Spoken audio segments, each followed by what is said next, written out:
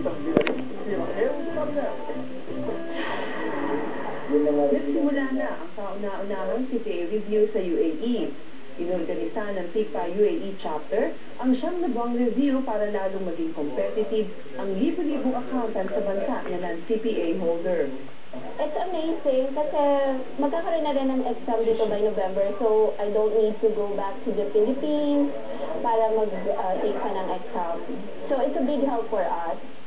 Ang CPA accreditation, it means professional growth, it means more career opportunities, and also ultimately yung higher income. I can say that our CPA, Philippine CPAs are very sought after in the UAE because we are known to be competent and we are professional. Matinding tututukan ng PIPA officers ang higit 50 estudyante tuwing Biyernes at Sabado mula Pebrero hanggang Oktubre para maihanda ang lahat sa eksaminasyon. Ito pong mga reviewers namin ay lahat po ay magaling magturo. Dati po sa nagturo sa kanila. At kahit dito sa Dubai, nagtatagdag po sila ng mga review, mga seminars. So I am very confident that we are going to deliver kung ano yung kailangan, kung ano yung nais ng mga reviewers, which is makapasa sila ng CPA board examination. Ang halagang 3,000 dirham sa 38,500 pesos na fees ay sapat lamang para magustusan ng buong pagsasanay.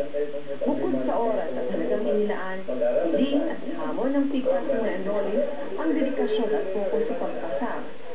Hamong tinatangkap ng mga estudyante na walang pangamba. Kailangan namin magpursige, kailangan din po namin ng initiative, kailangan namin ng total commitment when it comes to this review. Kailangan bigyan namin ng focus, ng time, lahat. Kahit pa nagtatrabaho kami, alam ko mahirap, hindi ganun kadali, pero we will do our best. Kasi nga naman, ang pagiging CPA ay magpupunting alas laban sa nakaulmang na krisis ngayon. Ngayon, crisis, di ba? So, mas magiging more competitive ka in terms of, say, makakahanap ka ng job na more challenging and we can say it can pay us.